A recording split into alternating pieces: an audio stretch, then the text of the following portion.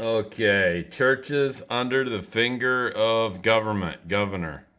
This coming Sunday, May 24th, we are reopening our doors. We are so excited to see y'all, but we wanted to give you a few important details to help make this transition.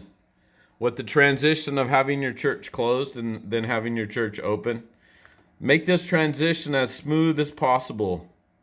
Number one, we will be having 3 services moving forward and our online service. So basically, we had 2 before, now we have 3. And we have some people filming it and putting it online. 2, we are taking every precaution to ensure the safety of our church family during fantasy flu, during the Kool-Aid 19, and have completed all the requirements laid out in the governor's checklist for churches to ensure we are prepared for when you arrive. That's sad. That is sad. These precautions include limited seating with alternating rows, staff training on how to effectively sanitize.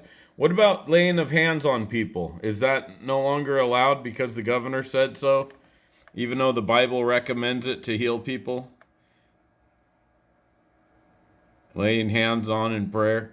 That's no longer allowed, folks. These precautions include limited seating with alternating rows, staff training on how to effectively sanitize, hand sanitizing stations. So in other words, let's promote fear within the church.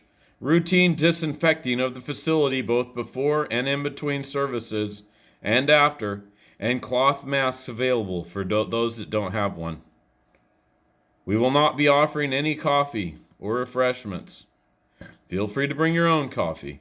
And the drinking fountain will be closed. Boy, I need to do a story about these drinking fountains. These drinking fountains are extremely dangerous, folks. I'm telling you. But we will have bottled water on hand for our family. We also will have... You can't call it a family anymore if you can't sit next to each other. You're going to call it a church family, but you got to stay 6 feet apart of everybody.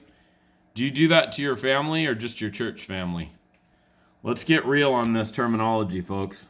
We will also have touch-free boxes for offering and all-in-one communion elements that you can pick up.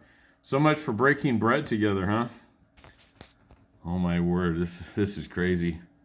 Here's number 3. We are utilizing Sign Up Genius for our services, and we are asking all of our folks who will be attending to please register and let us know they are coming.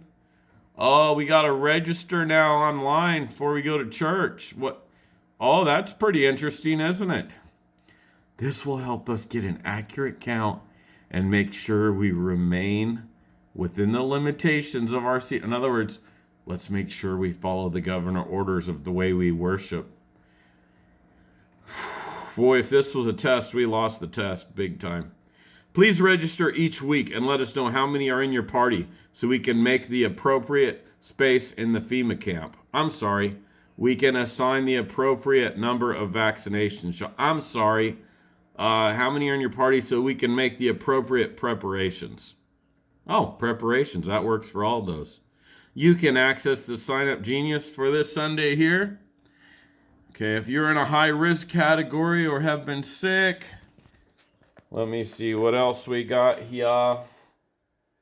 We are looking forward to serving our church family during this time of transition and are praying for each of you and thinking of you often, praying that you don't get the fantasy flu. And it's called what did I hear it called the other day? Something that was like coronalidemic or something like that. Anyway, this is kind of scary, folks. What do you think about this for your church?